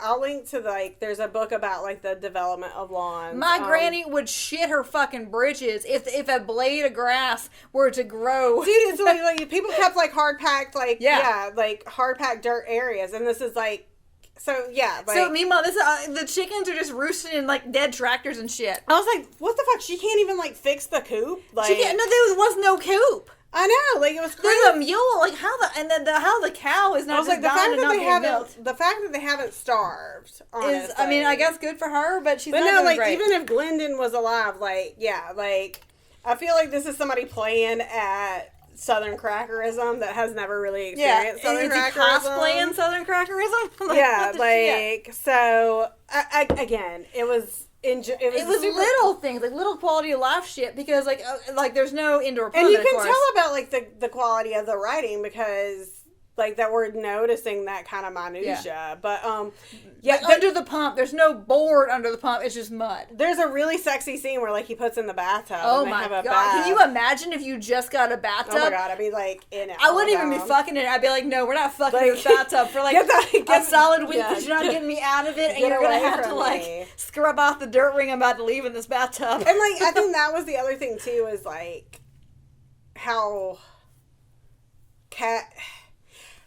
if you've never had running hot water and like she's just like, hey, let's just hang out and have sex in the bathtub. I was like, no. She'd be like, holy shit, this is Yes, like, I'm taking the best bath that's ever been taken. Y'all go somewhere else. I mean, again, you take your sunburn ass out these of this are like house. super minutia things, but it's real well written, y'all. I mean, like it is real well written. But again, I felt like she was like playing at crackerdom because like I know crackerdom, you know crackerdom, Oh, yeah. like. But it was all like it was so well researched. Like he enclosed the porch. Yeah. My laundry room clearly used to be a sleeping porch. Yeah. Yeah. Yeah. I mean, you can just tell. But And all y'all Yankees are like, what? Like, yeah, you're gonna need one soon, so study up on it. well, I mean, it's just like knowing, Give it 20 years. knowing what their homes are. Like when you go up down there, like my brother-in-law, Dan, number Hey, one, Dan. who's a Patreon member. I hear that Dan is the best brother-in-law. He is the best brother-in-law. But Until like, any other brother-in-law is subscribed to our Patreon. so, like their house, like has like this insane, like not only basement but like coal cellar, and it's like one Yeah. of the only coal cellars like this that people have come to like write on it and stuff. And so like basements are a totally foreign, like Oh, yeah. alien concept to us.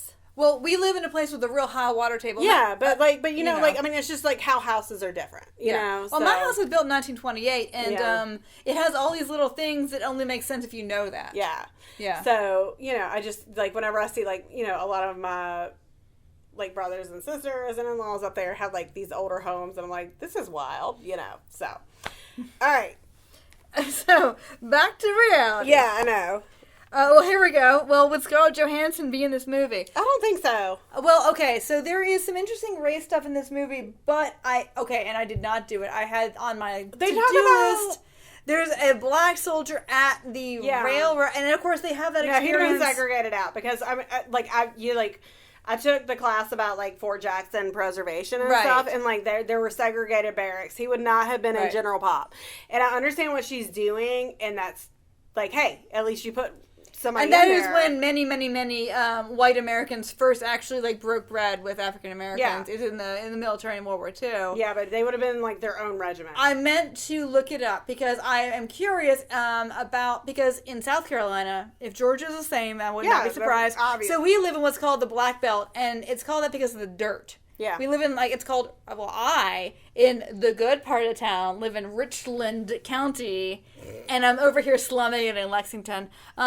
Because the dirt is extremely fertile, and if you were to look at the maps of the the concentration of people who were enslaved, and it matches so many other things because it matches these soil maps. So this is where you could make a plantation because it makes economic sense. Yeah. If you go into the upstate, even now, you're like, dang, everybody here is white, and this is weird. It's clay. You got your Yeah. Scots Irish people. You can't, there's no sense in having a plantation because you can't make it pay.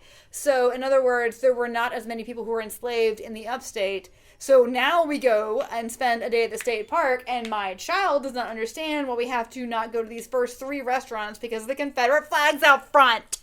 So, I'm assuming that Georgia, knowing how the geography goes, is probably similar that north of Atlanta, it becomes way wider. Yeah. Which may be, so in other words, this may be legit that there's no black people in this. Foothills are not going to have white, or not going to have as many African Americans. So. Because they were not forcibly taken there because there's no money in it back before 1860. So there is there are. But I didn't actually check it in the census, and I apologize for that. So there are, again, like we mentioned, the one black soldier that's just randomly hanging out on Paris Island. Well, no, he's not on Paris Island. He's there at the railroad station, and his family is bidding him goodbye. Yeah. So, okay. But then also, we They talk mention about, it, we yeah, talk when they about get the there. Japanese, but again, there's no, it's such a, non-entity. So, I frankly almost think that it's missing racial animus. yeah, it is. It is. Because being familiar with the way that people who came home from the European front brought home knives, and people who came from the Pacific front brought home ears. And teeth. Okay, and, well, there we yeah. go, jinx. So, I said teeth. I know, it's the same concept. Oh, I thought you... It's the same, like, I ghastly didn't know what you concept. said. Okay. I was yeah. like, I thought you said a really terrible term. And No, I was no, like, no. what the hell? I was like, I just said teeth. No, I said ears. Okay, yeah, no, but people would bring home body parts and stuff. Yeah. But also, like, Different war. I do think also there's oh my God, we're getting so bogged down in weeds, but they're two completely different wars, Yes. too. Like, not to say that, like, people wouldn't dehumanize, like, German soldiers either, but, like, It's really complicated. they're such different wars. On the one hand, like, definitely people were incredibly racist towards Japanese Oh, soldiers yes, because they were definitely. Japanese. Like, again, internment camps, you know. But on the other hand, George Takei has that amazing play, Yes. like, and you know, the and musical about it. and his great like graphic novel now. Yeah. On the other hand, like because of what was going on in the Japanese government, like after the Russo-Japanese War and all this stuff in the war in China and this like government by assassination, the Japanese came into this war primed. Like holy shit, gross stuff is already going on. I read the or I didn't read it. Dude. I got the what is that? The shoot. I'm gonna like it's gonna just. I don't want to say the Japanese started it, but But like it was so much more. Okay, it was a brutaler war on that side. what is it called? The Angelina Jolie made the terrible adaptation of the book. Oh shit, Unbroken? Yeah. Yeah. So if you've read Unbroken, like that book is insane. The shit that happened to that man is insane. And like the like what was happening over on like the European theater still had like European elements of civility. Where what's happening over in the Pacific theater is fucking insane. We came in hating them, and they No, but came it's in not with a even- completely it's not other like idea of what It's war not looks even like. just that. Like again, It was- I'm dude. reading Unbroken, and like he's in the prisoner of war camp, and like people had a pet duck, and they raped the duck to death because it brought people joy. Like it is insane. It is crazy. The mortality stats on prisoners of war in the Yeah. European theater are like, I don't want to say the wrong thing, so I'm going to be very general, under 10%. Yeah, in the Pacific no, theater it's- is under 30%. It's crazy. It's So nuts, and it's because of a lot of things, and I don't want to like... no, like, no, like, and then, you like know. no, but I mean it's a very So in other words, I give this novel credit Yeah. for not my father when he would never buy, which is funny because he was very happy like sending money to all other kind of places, but he would never buy a Japanese car. And he was born in 1931, and his brothers fought. And then so I took Japanese like for fun when I was in grad school. oh god, I bet he loved that. Oh, he did not. I bet he So loved that, yeah. finally, it came to a head, and we had a big old knockdown, drag-out fight. And I never won any fight as a young person. I did win this one. My dad never said the word Jap again. That's good. Yeah, no, I seriously. I mean, that is good. No, it is. Like I couldn't believe it. Like I really did. Like I don't want Yeah. to say one as in like it I was feel a like war. this- like, I I'm mean- like, dude, Baba Sensei, she is tops 50. Okay, like she was not there. I mean, like what was going on with them? It was, whatever you had to think about, whether you thought it was abnormal or as a consequence of a variety of things in Japanese culture. It doesn't matter why you thought it happened. Those people are now dead. Yeah, like exactly. It's yeah. yeah. All right, we're oh good. my Okay. god! But yeah, so this movie's not gross Japanese people. Or movie, this book. book. Okay, so you're not leaving this house looking like that. So again, I think what's interesting is the first time we see Ellie, she's like she wears yellow a lot. Yellow. Yes.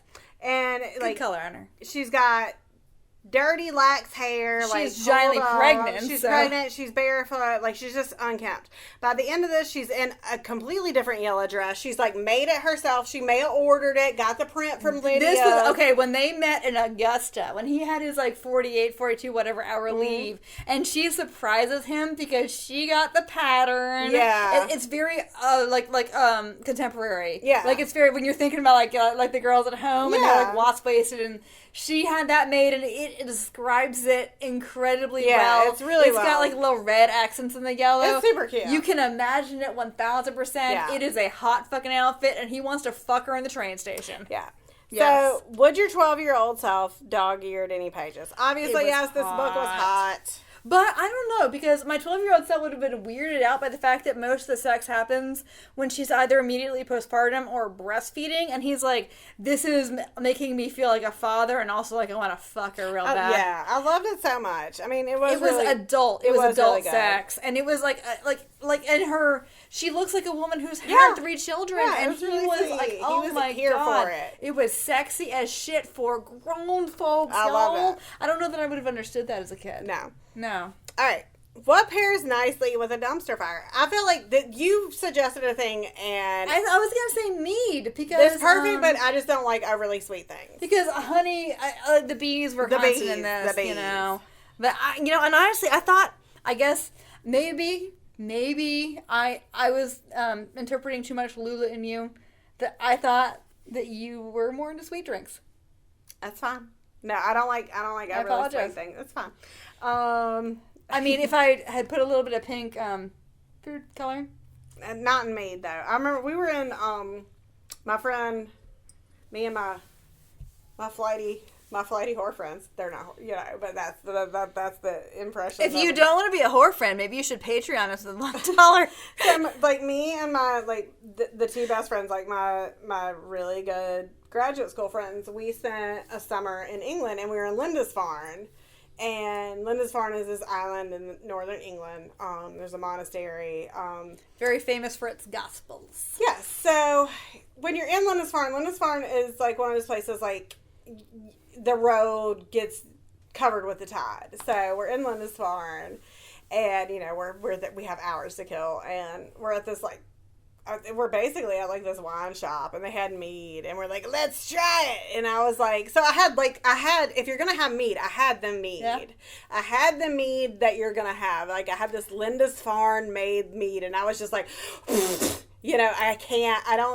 don't do well with overly sweet. So I did some home brewing a while ago, which will surprise nobody who knows me. Yeah. You're gonna have I'm gonna get you like an apiary starter set for like. No, I'm not allowed because there's a certain distance in the city of Columbia that you have to be from your neighbors. No, I looked into it. Of course, I looked into it. You did. I did.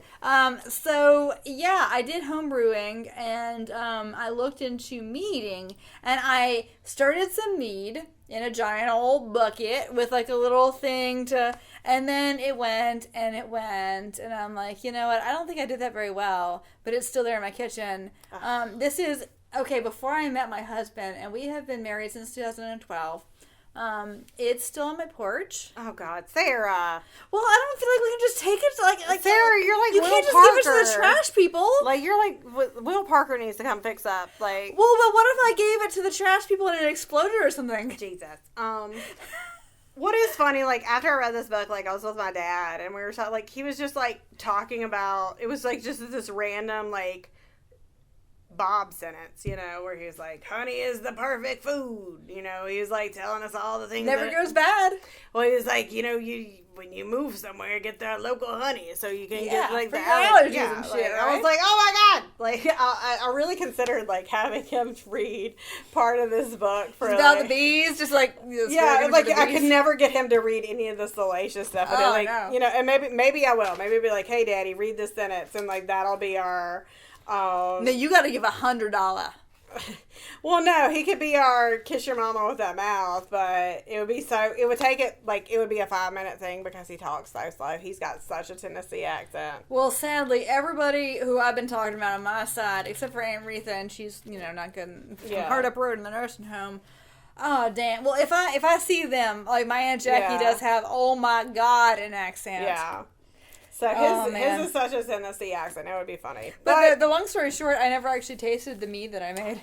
No, it's still on the porch. I don't like overly sweet things. I don't like honey really. Like I don't like. I'm not a. She's making a face. I'm not a sweet person. I'm describing for radio. Yes. So, this has been our episode that has, like, taken crazy tangents, but that's what we do. It's super fun. So I want you to understand that I'm a person who can love a thing, but then still talk a lot of, like, problems with the thing. This is the probably favorite book that I have read since we've been doing this. I love this book so much. And Courtney's like, I know, I didn't expect me to love it either. It's just... I know, it's like, it's very earnest for you. I know. It's very... I know, like, I can't even lust after this guy. I don't even want to fuck him. I would suggest the LaVyrle Spencer book because, like, her writing is really well done. Yes, it's really good. This is an extremely it's a really well written. Like, it's just, you know, it's like it didn't even read it like in times as a romance. Like, it just read as like, and that's not to cut romances, but it read like, again, like I felt like I was like, oh shit, like this. I feel like she's ill served by the genre. I felt like it was like. Well, yeah. No, but I mean, other talk. But like, you I feel could, like you could publish this with a different cover. I felt like it was like some Gift of the Magi. Like I was waiting for like her to cut her hair and him to like sell something. Like it was like Gift of the Magi shit. Like, well, one of my coworkers, dear Janet, you'll never listen to this, but I love you. She was saying when I told her, I'm like, Janet, you have to fucking read this book because I told everybody they had to read this book. She's it's a very cute, like it's a very sweet. She told me that she read them all back, and then I'm like, no, oh my god, please go back and read this. Like, read it right now. I enjoyed it a lot. So I'm just stopping this because I'm sure we're like an hour and like 15 minutes somehow. But well, you're on board for this. You're on board for that. It was a very sweet book. I enjoyed it very much. We're getting ready to like we've got a couple things in the hopper, but we also are getting ready for Sarah's 4 for 40. Yeah, Courtney's just happy that somebody else is going to be. So can we talk about like this could possibly be like a Patreon, Sarah's birthday and birthday and Christmas gift. We're going to. Oh my god, it's going to be so. Courtney, for my Christmas gift, is willing to endure going to a fiber art thing with me. Here's she didn't just send me. I mean, she's actually going. Here's to sign off, like to end this episode. This is the best thing. So there's a thing in North Carolina, in Raleigh, which is the capital of North Carolina. Called. Thank you, Courtney. Well, we have a lot of overseas listeners who might not know. Oh, that's true. Oh, we evidently have a lot of porn stars from Russia who are into us. There's a place in, like, there's what they call the Fiber Festival. And so I was asking Sarah's husband, I was like, do you think that she would like to do this? And he's like, well, I don't know. I mean, he's like, Sarah likes new experiences. And I sent him the link. And he was like, oh, shit, you mean it's like a yarn fair? He's like, I thought you were talking about like a cereal thing. And I was like, that's on brand for Sarah, too. Tracks. Like, Sarah would like a cereal new thing. Oats. Like a new oats thing. So we're going to go to a fiber thing, and I am going to be just like live tweeting, possibly doing a like Patreon special about like as this is what your husband said. He's like, yes, please take her so she can gollum out about yarn. Oh my god, it's gonna be so great. And I'm just gonna be like, I don't know. So look for that on our Patreon. Again, other things that you can check out are Instagram, Bodice Tipplers. We have our Twitter. Bee Tipplers. Bee Tipplers is our Twitter. And again, really, like, for less than, like, 2 lattes, you guys can hear some amazing upcoming podcasters read, like, super fun erotica. Oh, yeah. We're going to pick the dirtiest things. I know. I'm going to find, like, the most uncomfortable making. It's going to be awesome. Yeah, it's going to be all, like, the things that make you go, what the? Yeah. That's what we're going to make them say. Yeah. So... Yeah. Check us out, and also if you love us, you'll love the other people who are on the Frolic Network. Womance. I really like the Womance girls. We share a brain with dude, them. the Womance girls killed Joanna Lindsay.